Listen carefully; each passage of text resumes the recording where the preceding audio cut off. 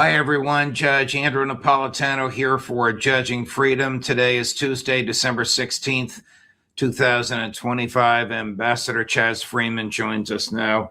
Ambassador, I want to talk to you at some length on President Trump's views of hegemony and what he has attempted to renounce and attempted to embrace in his national security strategy, but a lot of other subjects before we get there. Do we know if media reports that the Ukrainian government is willing to renounce its plans to join NATO are true, and if the renunciation is just sort of another path to NATO security without calling it NATO?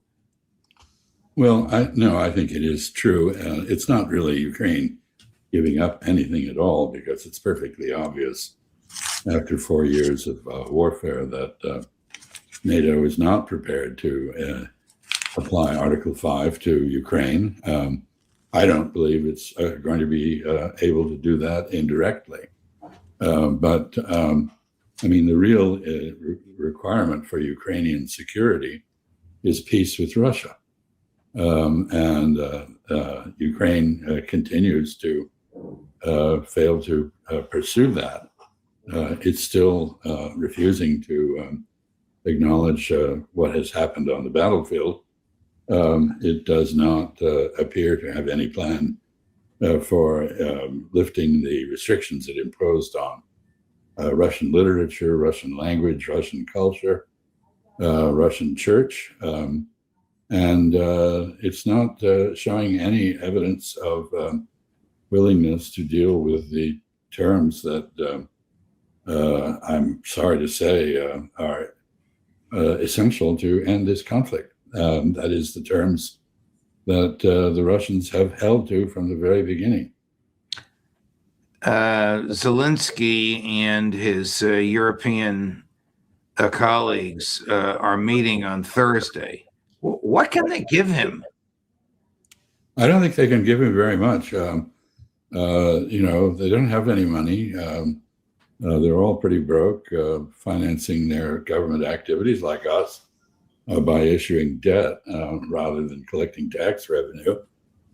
So they don't have any disposable income to dispense. Their military production is inadequate for their own purposes, let alone Ukraine's.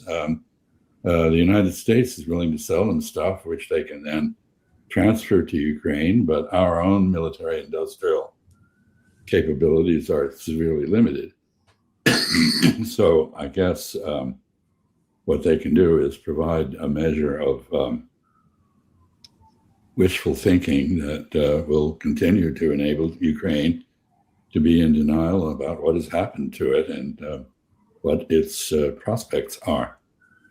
Here's some wishful thinking between Vladimir Zelensky and Chancellor Merz yesterday in Berlin. Chris, cut number 2. It would have been clear how NATO membership could have worked for Ukraine anyway, but from the U.S. side, we have now heard that there will be security guarantees from the U.S. that are similar to NATO's collective defense pledge, Article 5. The question of territory is an extremely painful issue for us. I mean, Russia has its own list of wishes. The first time since the 24th of February 2022, we see a real opportunity to pave the way towards peace. So it's just down to Russia whether or not we manage to achieve a ceasefire by Christmas or not. Let me start at the very end. Managed to seek to achieve a ceasefire by Christmas or not. Is he ignorant of what Sergei Lavrov has said a dozen times? The Russians are not interested in a ceasefire. They're interested in a resolution of the entire problem. Well, I think this is political posturing for the benefit of the company he's keeping. The Europeans are quite happy to have Ukraine continue to fight the Russians and hurt the Russians, as long as there are Ukrainians left to do that. So this is very unrealistic. I think the Article 5 guarantee, as I said, is very unlikely. I don't see why the United States would mortgage our security to the belligerence of Ukraine against Russia. I think we too should want a neutral Ukraine that's a bridge and a buffer between Russia and the rest of Europe. A democratic Ukraine, one that is at peace with its neighbors and at peace domestically by conferring on those of its non-Ukrainian native speakers the rights that the European Union and the Organization for Security and Cooperation in Europe both require. How about a Ukraine where the Americans and the British don't overthrow the government because they don't like what the popularly elected president has said? Well, there wouldn't have been a war if two things had not happened. That was one. That is the 2014 Maidan coup, which we spent a lot of money to engineer, $5 billion, we're told, from the National Endowment of Democracy for Democracy, which replaced CIA covert action in an earlier period as the means of regime change. But the other factor, of course, is it wouldn't have happened if, as the Russians constantly warned it would, if we had not, if Joe Biden had not embraced George W. Bush in insisting on the membership of Ukraine in NATO, which would not have contributed at all to NATO's self-defense capability. It is supposed to be a defensive alliance, but would have created a provocation, and in fact, it did. And so we're now left with the results, or rather, the Ukrainians are left with the results. It hasn't really hurt us very much. It's hurt them fatally. Are the Poles, the Polish government becoming more militaristic as the German government is sounding it is becoming? It's an awkward question, but I think you know where I'm going.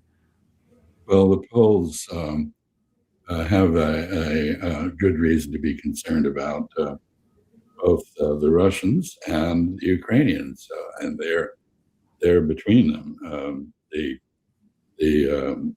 Poles have a long history themselves of invading Russia. They've been invaded by Russia when it was part of Hitler's empire in Eastern Europe. Hitler and Stalin actually divided it between them. So they've been a victim of both Germans and Russians. The Ukrainians, Stepan van Demer, who's now the national hero and founding father of contemporary Ukraine, was an ally of the Nazis, and his followers, people who are the forerunners of the ultranationalist Ukrainians in Western Ukraine, killed 150,000 Poles, in addition to 250,000 Jews. So there's a lot of history there, and there are good geopolitical reasons for Poland to have done what it has done, which is to become the most heavily armed country in Europe in terms of defense expenditures, at least, and to be wary. I don't think the Poles like the idea of German doubling of defense spending, given the history between them and the Germans. I don't think they like what they've seen in Ukraine from the Russians. So they are in a precarious position and reacting probably rationally, despite the Russophobia in Russia and in Poland and their animosity toward the Banderite government in Kyiv. Apparently, Zelensky, speaking in The Hague just a few minutes ago, has said Russia must accept that there are rules, and at the same time, he's pushing to have the EU release to him, which is another way of saying steal the frozen Russian assets. I don't know what rules he's talking about, because he's in the same breath asking for the violation of the most basic rules of human property, which is you don't steal somebody else's. Well, it's the basic principle of banking that a bank does not misappropriate the funds that have been entrusted to it, and those reserves have been entrusted to bank in Belgium and elsewhere. And I think the risk is that the entire global banking system will lose credibility. Why would anybody deposit money, reserves, in a bank that has a history of just taking them when it feels that it's necessary to do so? So that is wrong. But the broader issue is that the rules, the UN Charter, international law, the rules that we erected after World War II, have all been disregarded, not just by the Russians who illegally invaded Ukraine, but by us. We are engaged in multiple violations of international law at the present time and never refer to it. So I agree with Zelensky that there should be rules. They should be derived from consensus among nations, not imposed by individual nations on a hegemonic basis. And they should enable all of us to live in a predictable world of peace. That's not where we are. Yesterday, the Israeli military murdered a Hamas leader in Gaza and has released to international media outlets video of the assassination. I thought there was a ceasefire in Gaza that had been negotiated by Witkoff and Kushner, and President Trump will play the clip in just a minute, boasted yesterday that there is legitimate peace in the Middle East for the first time in 3,000 years. Well, I would say there is a peace, or there is a ceasefire in Palestine between the Israelis and Palestinians, in the same sense that there was a peace process going on for the preceding 25 years. There was no peace process. It was all the fiction of the imagination. It was served a useful purpose on allowing low-level depredations to go on with impunity. I mean, the issue here is Israeli impunity. Israelis violate agreements, pay no attention to them, with complete abandon, because they're confident that the United States has their back and will save them from the consequences. And that is exactly what is going on. The genocide continues. It is continuing in a quieter, less evident manner, but it continues. There is no ceasefire, despite the claim that there is. There is no peace in the Middle East. And of course, the Israeli-Palestinian issue is not the product of 3,000 years of conflict. It is the product of 120 years of Zionism. The Prime Minister of Israel, Benjamin Netanyahu, blamed the murders on a beach in Australia over the weekend on anti-Semitism, as if he had nothing to do with anti-Semitism. Well, he is the greatest promulgator, promoter, creator of anti-Semitism the world has ever seen. It is not a surprise that when Netanyahu and his government continue to carry out absolutely unspeakable acts of violence against innocent civilians, that there will be a reaction.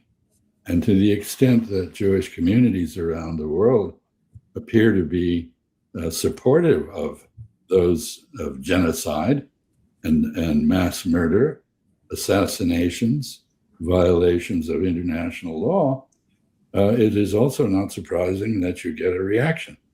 There is, of course, a real problem with anti-Semitism Jews in many societies are regarded as privileged.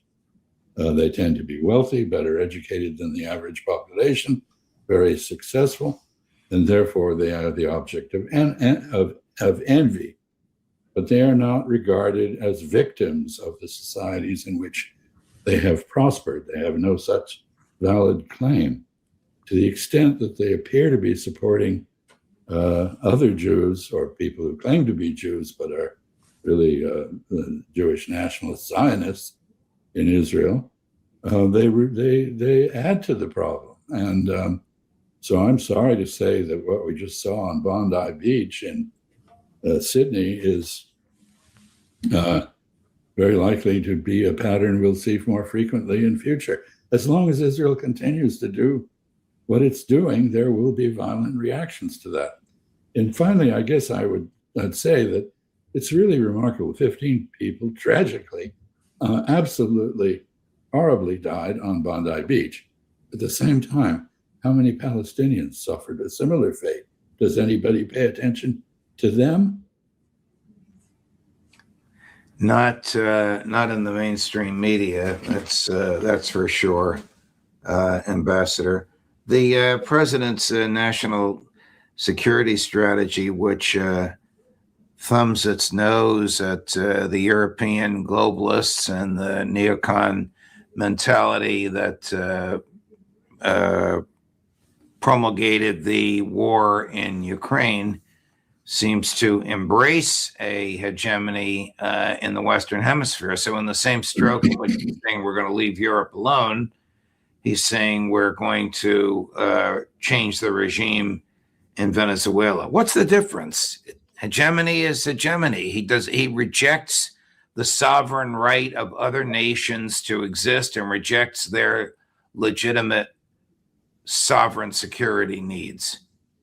Well, of course, this so-called strategy really isn't a strategy. It's a series of self-contradictory, often attitudinal statements. And one of the attitude toward the Western Hemisphere is we're in charge and everybody should bow down to us and follow our direction. And they have a responsibility to respect our sovereignty. We have no comparable responsibility to respect theirs.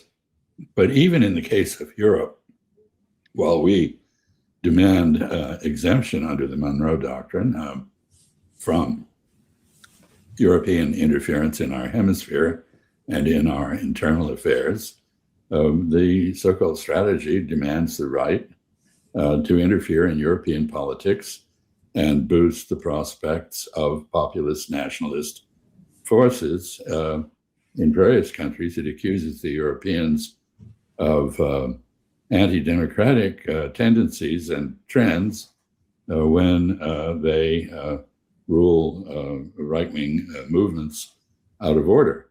I think they have a point. The Trump administration has a point there. But you can't have it both ways. You can't say, we demand exemption from your interference, but we reserve the right to interfere in your politics and have any credibility at all, still less any appeal. I think this attitude and the strategy document that's been issued is probably the death knell for the transatlantic relationship as we've known it. It'll take a while, but we saw the European leaders sit like schoolboys in front of the headmaster in the Oval Office as in front of Trump's desk. The only one who appeared to understand how humiliating and improper that arrangement was Giorgia Meloni of Italy.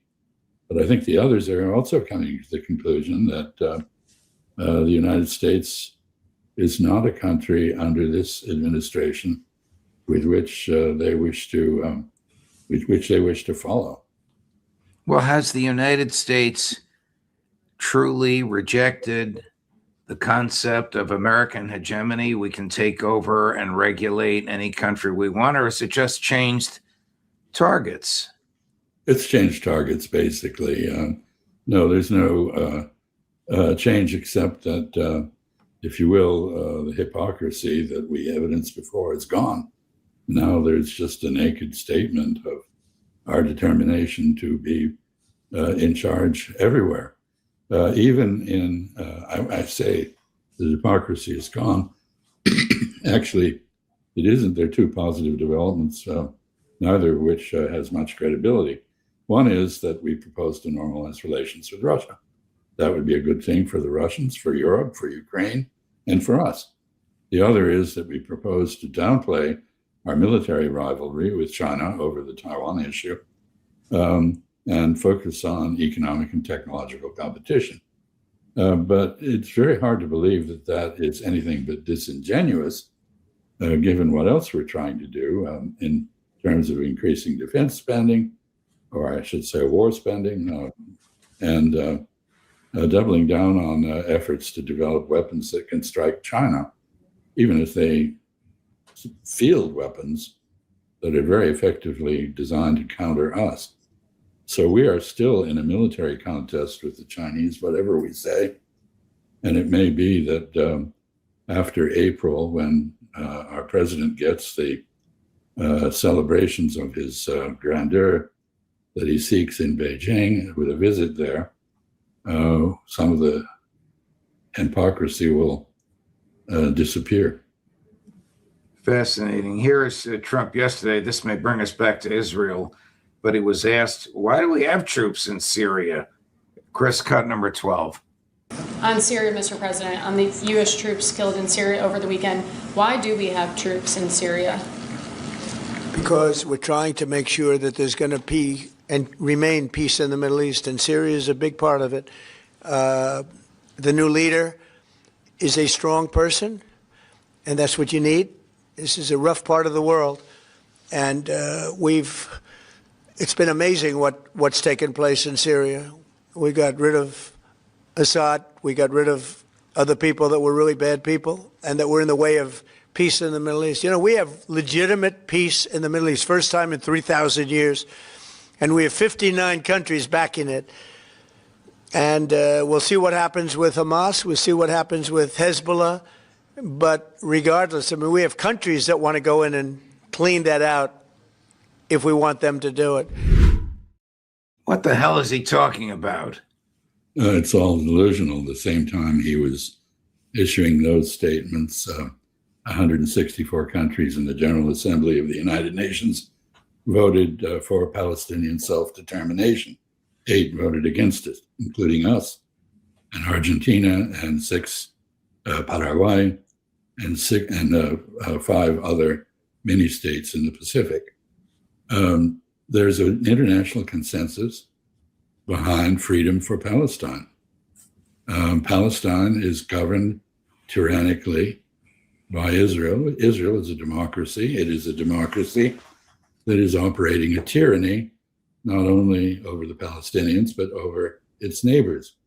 And when he says that we're in Syria to create peace, actually we're in Syria to combat the remnants of the Islamic State, supposedly, but in fact, to support the Kurds who refuse to integrate into the Syrian National Army.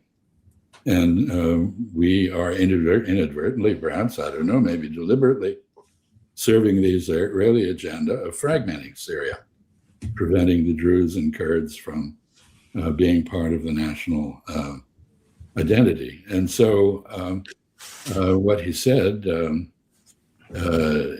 was frankly delusional. Ambassador Freeman, thank you very much for your time.